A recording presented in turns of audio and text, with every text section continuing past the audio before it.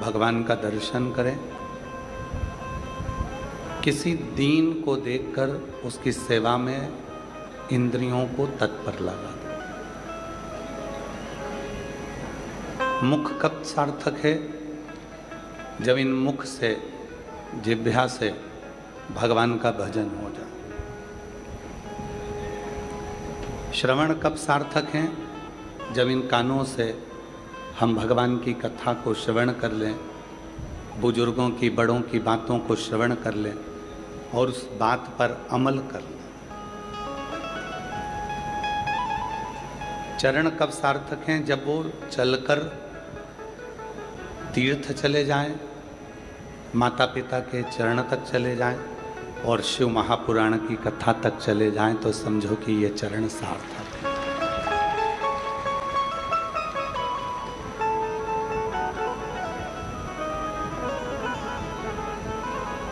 नहीं तो ये शरीर मिल भी गया और ये इंद्रियां जितनी हैं, 5 कर्मेंद्री, 5 ज्ञानेंद्री और 1 मन, ये 11 इंद्रियां कर्म ही नहीं करें तो क्या मतलब? भगवत भजन में ही ना जाएं तो क्या मतलब? वो एक लाइन हमारे निखिलेश जी बड़ी भाव से कहते हैं, मैंने मानव जन्म तुझको हीरा दिया, मैंने मानव जन्म तुझको हीरा दिया, तू व्यर्थ गवाए तो मैं क्या करूं, मैं गवाए तो मैं क्या करूं।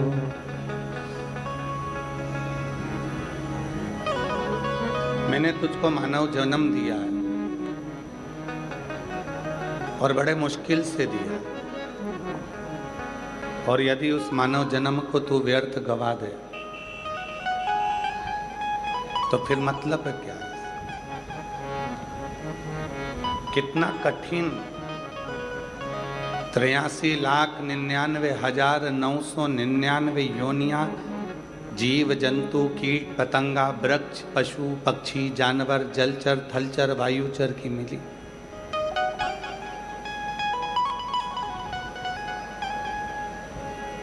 और 83,99,000 योनियां जब इस तरह की मिली और उसके बाद में 84 लाखवीं योनि मानव की मिली, मनुष्य की मिली। और अगर वो योनि जो 84 लाखवें नंबर की मिली है उसको हम व्यर्थ गवा देंगे तो फिर विचार करिए कि वापिस वो 83,99,999 योनियों में तो जाना ही है।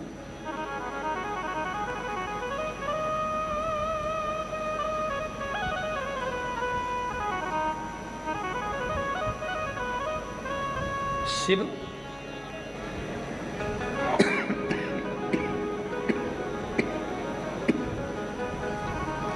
शिव पुराण की कथा कहती है, शिव कथा वर्णन करती है, मरने के बाद चिता पर लेटे हुए व्यक्ति को घी लगाओ, घी मलो या मत मलो। जब शमशान लेकर जाते हैं, आग लगाने से पहले घर का बेटा अपने माँ बाप के शरीर पर घी मलता।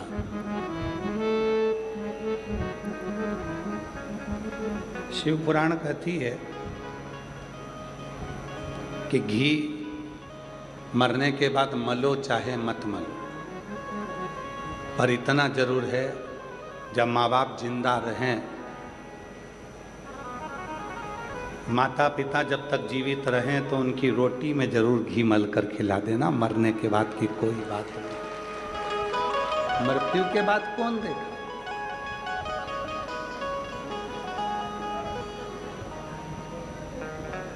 मृत्यु के बाद की क्रमता नहीं है, पर जीते जी की क्रमता। जीते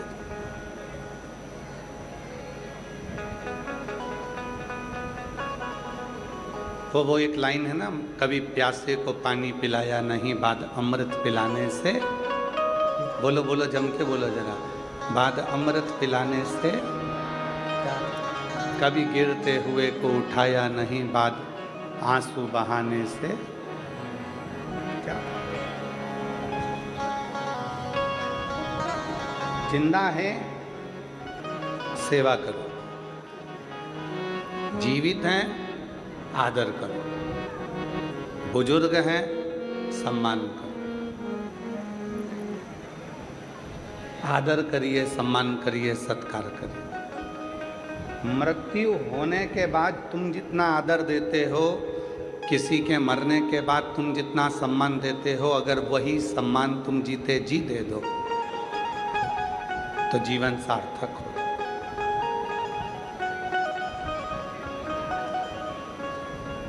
जीवन सार्थक हो जाए। शिव कथा कह रही है, भगवान शंकर का चरित्र कथा है। भगवान शिव काशी में विराजमान है और माँ जगत जननी जगदम्बा अम्बा पार्वती जी उनके पास में बैठी हुई।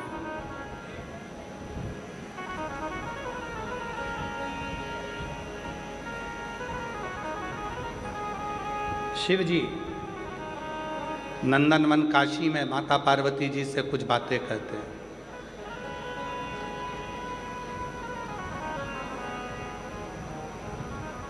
भगवान शंकर माता पार्वती जी से कहते हैं, पार्वती, दुनिया के लोग मंदिर में परमात्मा को ढूंढने के लिए जाते हैं, तीर्थ में परमात्मा को ढूंढने के लिए जाते हैं, गुरुओं के दरवाजे पर परमात्मा को ढूंढने के लिए जाते हैं, साधु संत के पास परमात्मा को ढूंढने के लिए जाते हैं, देवालय शिवालय में परमात्मा को ढूंढने के लिए जाते हैं। शंकर पार्वती जी से कहते हैं, पार्वती, सच्चे परमात्मा तो घर में माँ बाप के रूप में विराजमान होते हैं, जिनको ढूंढने की जरूरत ही नहीं पड़ती। आदर करो, सम्मान करो, सत्कार करो, प्रणाम करो, नमन करो, सब कुछ प्राप्त हो जाए। सब कुछ। कल एक पत्र किसी बहन जी ने भेजा, उसमें उन्होंने लिखा कि श्री शिवाय नमस्तुभ्यम का मतलब तो प्रणाम करना होता है।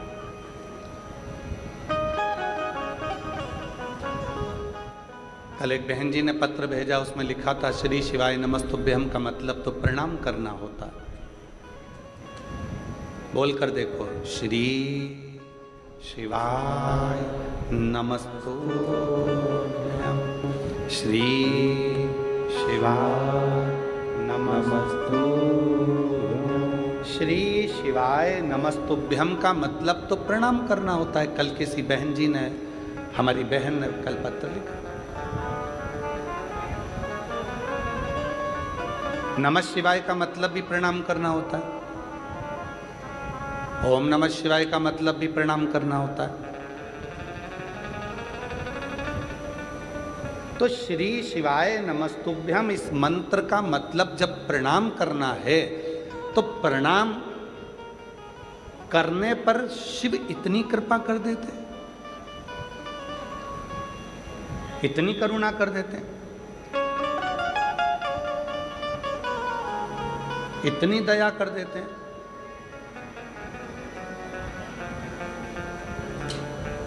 देखिए, कल भी कुछ माताओं ने पत्र लिखा था, हम व्यासपीठ से बोलते नहीं हैं।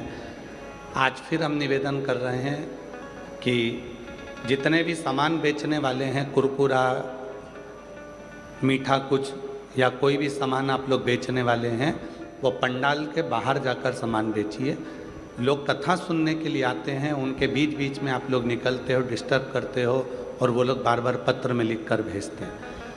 और जितने भी आसपास में लोग बैठे हैं, अगर कोई सामान बेचने वाला आपके पास आता है तो उसके पांव पड़कर उसको बाहर निकाल दें कि आप बाहर जाकर बैठो, हमें 2.5 घंटे की कथा मिलती है, उसको हमें सुख से सुनने दो, प्रेम से सुनने दो।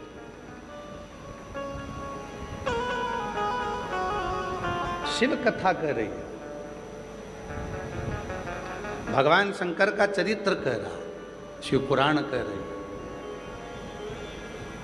माता जी ने पत्र लिखा, बहन जी ने पत्र लिखा कि शिव महापुराण में श्री शिवाय नमस्तुभ्यम का मतलब प्रणाम करना है, नमः शिवाय का मतलब प्रणाम करना है, ओम नमः शिवाय का मतलब प्रणाम करना है। तो प्रणाम करना क्या इतना फलदायी हो जाता है कि वो व्यक्ति की जिंदगी बदल देता? क्यों नहीं? शिव कथा में भगवान शंकर पार्वती जी से कहते हैं, पार्वती प्रणाम परिणाम को बदल देता। किसी से झगड़ा हुआ, खूब लड़ाई हुई, झगड़ा हो गया, खूब झगड़ा हो गया। झगड़ा होने के बाद एक दूसरे को मारने के लिए खड़े हो गए और उतने में ही किसी दोनों के बीच में एक पार्टी अगर हाथ जोड़कर खड़ी हो जाए और प्रणाम कर ले तो दूसरे का हिम्मत नहीं है कि वो डंडा उठा ले, कि तलवार उठा ले। तुम प्रणाम करोगे और परिणाम बदल जाएगा। वो फिर लड़ाई, विवाद, क्लेश समाप्त होगा।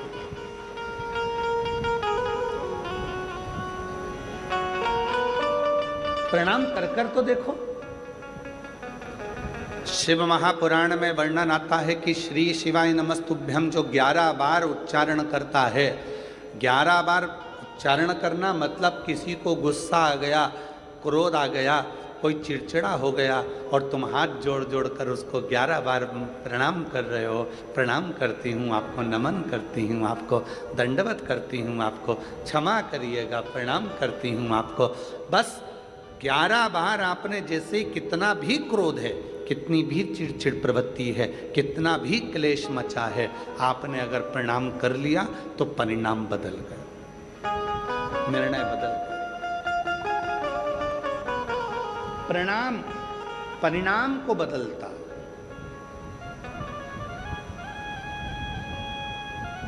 महादेव नमन चरणों में स्वीकार कीजिए, सबका किया है मेरा भी उद्धार कीजिए, उद्धार कीजिए। कई लोग कहते हैं गुरुजी आप इस लाइन को बोलो पर आप सबसे बुलवाते हैं, उसका कारण क्या है? हमने कहा कि शिव महापुराण की कथा केवल कथा नहीं है। शिव महापुराण की कथा में आप अपने पिता से बात करने के लिए आए हो और यहाँ आया हुआ एक एक जीजी, एक एक जीजा, एक एक बेटी, एक एक बेटा, मेरी एक एक बहन, एक एक माता, बुजुर्ग पिता जब इस लाइन को बोलते हैं, उनके मुख से जब ये लाइन निकलती है कि सबका किया है मेरा भी उद्धार कीजिए, तो आपकी वाणी उस शिव को लगती है और शिव आप पर करुणा करना प्रारंभ कर देते हैं, आप पर कृपा करना प्रारंभ। और महादेव नमन चरणों में स्वीकार कीजिए, सबका किया है मेरा भी उद्धार कीजिए, उद्धार कीजिए। है त्रिपुंडधारी, है त्रिशूलधारी, है त्रिपुंडधारी, है त्रिशूलधारी। भगवान परिणाम बदलने के लिए बैठे, हमको उत्तर नहीं देना। राम जी किसको मानते हैं? कौन से देवता हैं जिसकी पूजन राम जी करते हैं? उत्तर तो जल्दी से, शिव जी। भगवान कृष्ण किसकी पूजन करते हैं? शिव जी की। राम जी भगवान शंकर की पूजन कर रहे हैं, कृष्ण भगवान शंकर की पूजन कर रहे हैं। जब आप लोगों ने श्रीमद् भागवत कथा बहुत सुनी होगी, आपके क्षेत्र में होती भी रहती है, आप लोग जाते भी रहते हैं, टीवी पर भी सुनते रहते हैं। भागवत जी में आपने सुना होगा शिशुपाल ने भगवान कृष्ण को गालियां दी, गाली पर गाली दी, एक गाली, दो गाली, तीन गाली, वो बकता गया, गाली पर गाली देता गया। और भगवान कृष्ण मुस्कुरा रहे थे। किसी ने भगवान कृष्ण से कहा, तुमको इतनी गालियां दी जा रही है, शिशुपाल तुमको गाली पर गाली दे रहा है और तुम मुस्कुरा रहे, कुछ बोल नहीं रहे। भगवान कृष्ण कहने लगे कि मैंने उपमन्यु के मुख से सुना है, शिव का भक्त पलटकर जवाब ना दे, उसका जवाब शिव देता है। शिव का भक्त पलटकर जवाब ना दे, उसका जवाब शिव देता है। तो भगवान कृष्ण कहते हैं, मैं शिव का भक्त हूं, मैं पलटकर जवाब नहीं दूंगा, जवाब तो महादेव देंगे। एक गाली हुई शिशुपाल की, 2 गाली हुई, धीरे धीरे करते 80 गाली हो गई। बकता रहा, गाली देता रहा, 90 गाली हो गई और 99 गाली हो गई और आखिरी में 99 गाली पूरी होते से ही 100वीं गाली जैसी पूरी हुई और भगवान कृष्ण के हाथ में सुदर्शन चक्र आ गया। भगवान कृष्ण ने सुदर्शन चक्र को बुलाया नहीं था,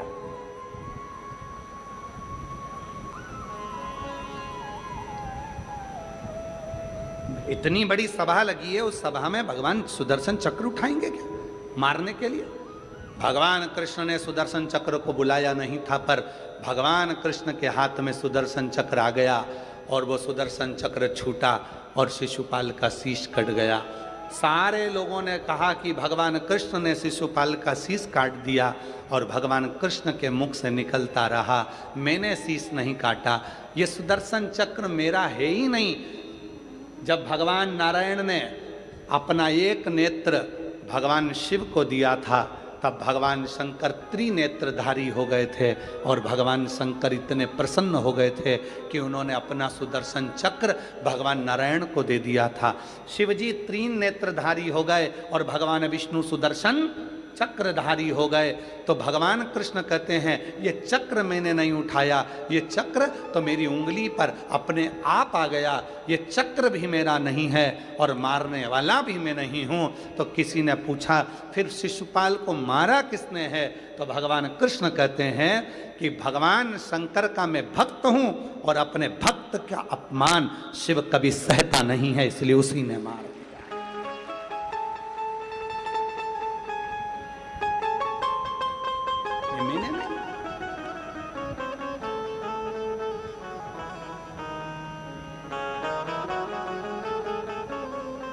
शिव का सच्चा जो भक्त होता है ना, वो जवाब देना नहीं जानता। हो गया। कितनी सुंदर बात कही है। भटिंडा वाले तो सुन ही रहे हैं, साथ में जितने लोग आस्था चैनल पर कथा सुन रहे हैं, जितने फेसबुक यूट्यूब पर कथा सुन रहे हैं, जितने लोग लाइव कथा सुन रहे हैं देश विदेश में बैठकर, शिव पुराण की आज की ये बात अपने भीतर उतार कर रखना। जिस व्यक्ति को उन्नति की सीढ़ी पर चढ़ना है, जिस व्यक्ति को